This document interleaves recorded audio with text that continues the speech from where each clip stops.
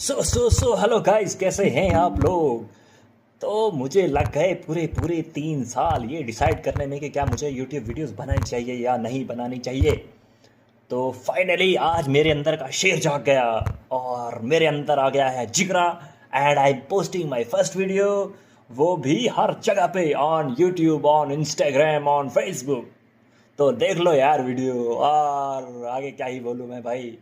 आगे से हम थोड़ा गेमिंग वेमिंग के वीडियोस बनाएंगे, पीसी वीसी बिल्ड करेंगे और थोड़ा सा आप लोगों को कोशिश करेंगे इंटरटेन करने का भी।